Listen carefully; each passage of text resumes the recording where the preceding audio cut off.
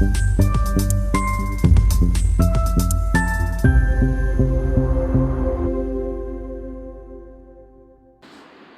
मित्रांनो, मराठीत एक म्हण आहे की तुळशी वृंदावनात भांग कशी काय उगवली.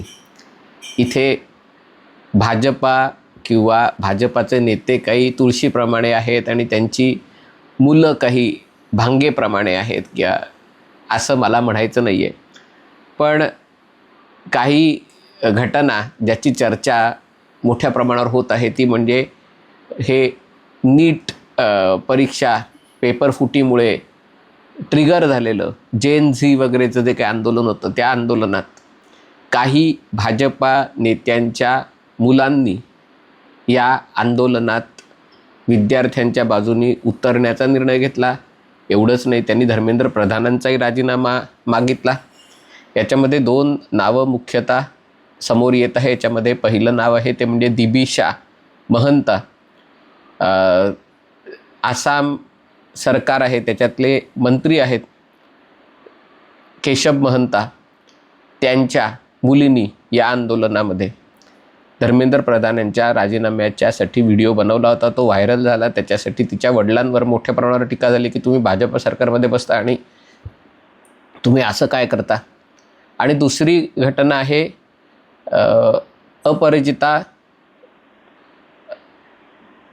सारंगी ओडिशाच्या खासदार आहेत, जिथून धर्मेंद्र प्रधान स्वतः ओडिशाचे आहेत. आणि अपराजिता सारंगी यांची कन्या अर्पिता तिने देखील अशा प्रकारची पोस्ट टाकली.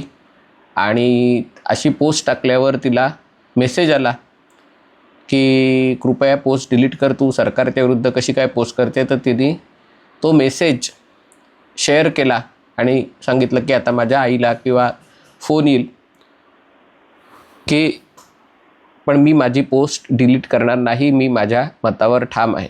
आणि त्यामुळे आता काय करणार हा प्रश्न पडला. अनेक भाजपा कार्यकर्त्यांना हा बोचणारा प्रश्न होता, कारण गेल्या काही वर्षात आणि याच्यासाठी खास करून महाराष्ट्राच्या आणि राष्ट्रीय IT सेलमधले काही पदाधिकारी जबाबदार आहेत की तुम्ही सरकारच्या कामाबद्दल तुम्ही सरकारला समर्थन करत असाल पण एखादी गोष्ट आवडली नाही आणि त्याच्याबद्दल जर तुम्ही आपली नाराजी व्यक्त केली, प्रकट केली, तर हे लोक तुमच्या अंगावर येतात आणि तुमची ज्या प्रकारे निर्भत्सना करतात की तुम्ही देशद्रोही आहात, तुम्ही काँग्रेसला विकले गेलेले आहात तुम्ही.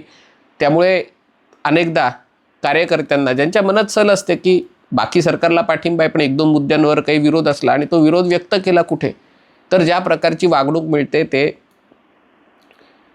त्यांना हा प्रश्न पडला की हे आम्हाला जर असं वागणूक मिळत असेल तर या नेत्यांच्या मुलांनी जर अशा प्रकारच्या पोस्ट केल्या तर त्या नेत्यांची शाळा कोणी घेणार आहे का नाही.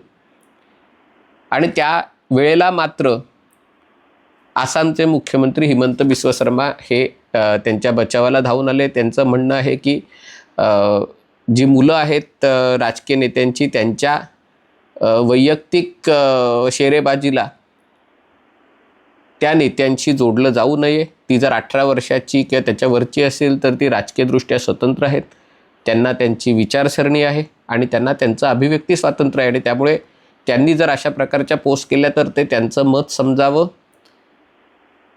त्यांच्या आईवडिलांच्या मताशी याच्यामध्ये त्याच्याशी जोडलं जाऊ नये. हे खरं आहे की देशात अशी अनेक उदाहरणं आहेत की जिथे एकाच कुटुंबातील वेगवेगळे सदस्य वेगवेगळ्या राजकीय पक्षांमध्ये आहेत.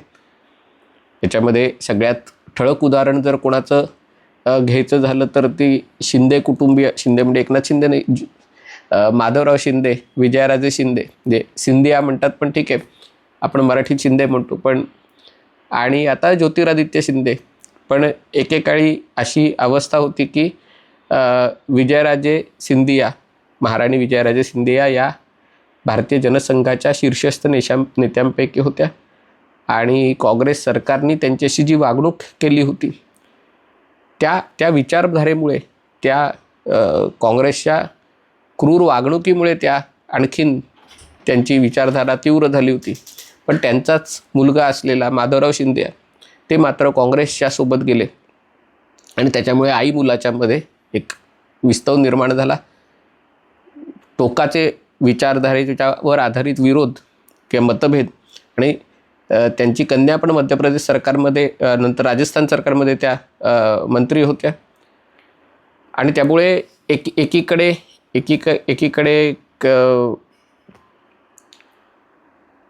भाजपामध्ये अशी उदाहरणं असताना की माधवराव सिंधिया नंतर ज्योतिरादित्य सिंधिया काँग्रेसमध्ये होते, नंतर ते आता भाजपात आले. दुसरं उदाहरण याच्यामध्ये तहसीब पूनावाला आणि शहजाद पूनावालाचं उदाहरण देता येईल. शहजाद पूनावालांनी त्याच्याबद्दल पोस्ट टाकले की माझा सख्खा भाऊ ज्याच्याशी माझ्याशी काही फारसे आता संबंध नाही आहेत, पण तरी देखील तो काँग्रेसचा प्रवक्ता आहे, मी भाजपामध्ये आहे, पण आम्हाला दोघांना आमची विचारसरणी आहे.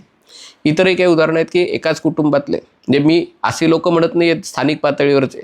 स्थानिक पातळीवर अनेक नगरसेवक असे आहेत की एकाला या पार्टीत पार्क केलं, दुसऱ्याला त्या पार्टीत पार्क केलं आहे आणि त्यामुळे कोणाची सत्ता आली.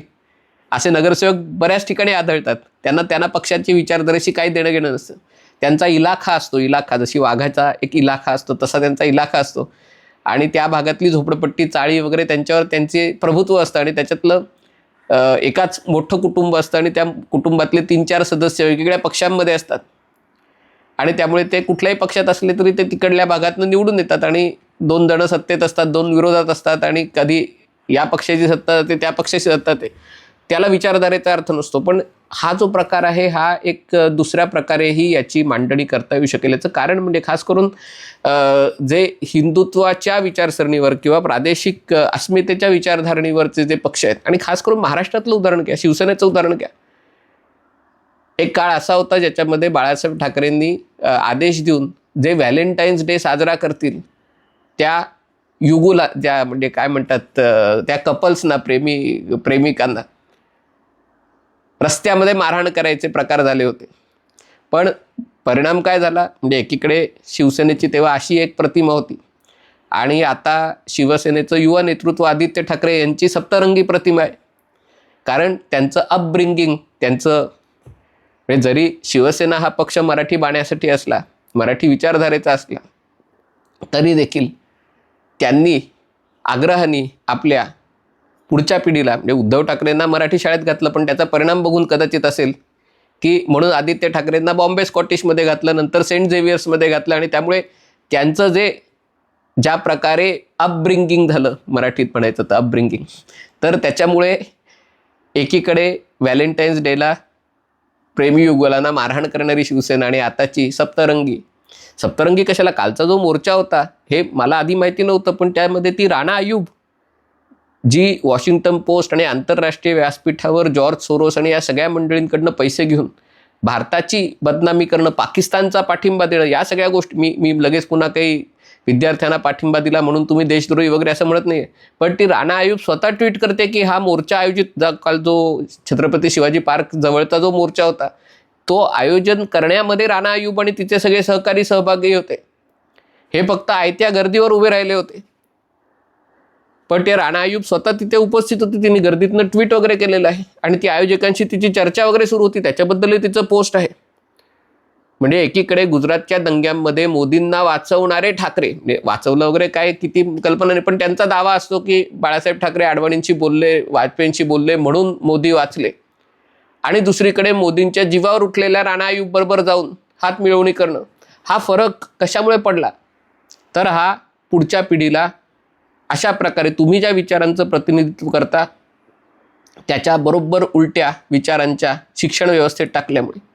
आणि ही अवस्था भाजपच्या अनेक नेत्यांच्या पुढच्या पिढीची आहे. जरी राष्ट्रीय स्वयंसेवक संघाकडनं पंचपरिवर्तनाचा नारा दिला जात असला तरी ही वस्तुस्थिती आहे की सगळ्या राजकीय नेत्यांनी आपल्या पिढीला, पुढच्या पिढीला तिकडच्या सर्वोत्तम इंग्रजी माध्यमाच्या आणि त्याच्यातही अनेक जणांनी चर्चच्या शाळांमध्ये, कॉन्व्हेंटमध्ये घातलेलं आहे आणि त्याच्यामुळे त्यांच्यावर जे संस्कार होतात ते वेगळ्या पद्धतीचे संस्कार आहेत.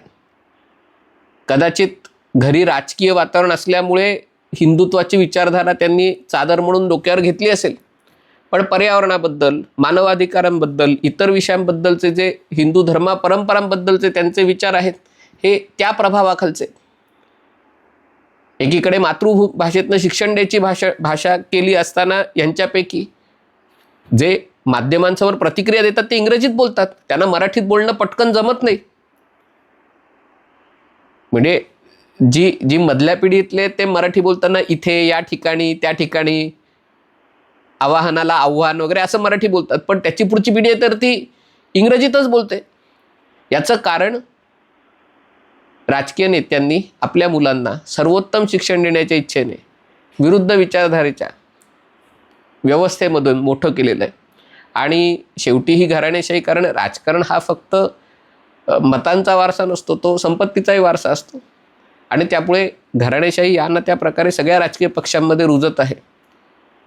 घराणेशाही नाही रुजली, तिकीट नाही मिळालं तरी ज्याला प्रिव्हिलेज असणं म्हणणं, म्हणजे तुम्हाला कुठलाही संघर्ष न करता, आंदोलनात लाठ्या न खाता, बाय द वे भाजपच्या बऱ्याच नेत्यांनी स्वतः लाठ्या खाल्लेल्या आहेत तरुणपणी, तशी त्यांची पुढची पिढी लाठ्या खाणारी नाही आहे. पण ते त्यांना आयतं ताटात मिळत असल्यामुळे, ताटात मिळाल्यावर त्यांना मेहनत करावी लागते, पण ते जे मिळतं ते ताटात मिळतं. त्यामुळे त्यांची भाषा, त्यांचा विचार करण्याची पद्धत, त्यांच्या दृष्टीने विषय, म्हणजे अनेकदा असं जे मध्यमवर्गीय असतात त्यांना असं वाटतं की हे काय जेनझी वगैरे, हे काय बकवास आहे, काही याला काही अर्थ नाही आहे, हे काय अशी मुलं काय असतात. पण ते राजकीय नेत्यांना त्या प्रश्नाचं गांभीर्य वाटतं, कारण त्यांची स्वतःची मुलं या अशा व्यवस्थेत शिकत असतात. आणि त्यामुळे त्यांचे जे प्रश्न आहेत ते त्यांना वाटतं की हे देशाचे प्रश्न आहेत.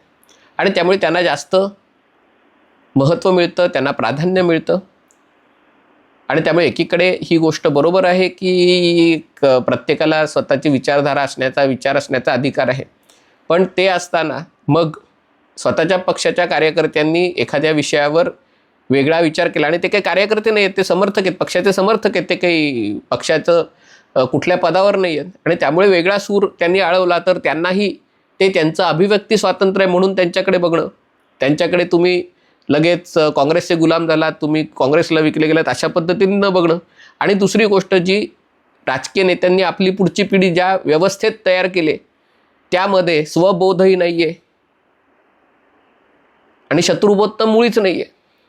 आणि त्यामुळे एका प्रकारे अभिव्यक्ती स्वातंत्र्याचा आदर करून ही धोक्याची घंटा आहे, असं माझं मत आहे. व्हिडिओ आपल्याला आवडला असेल तर कृपया लाईक करा, शेअर करा आणि चॅनल सबस्क्राईब करण्याची विनंती आहे.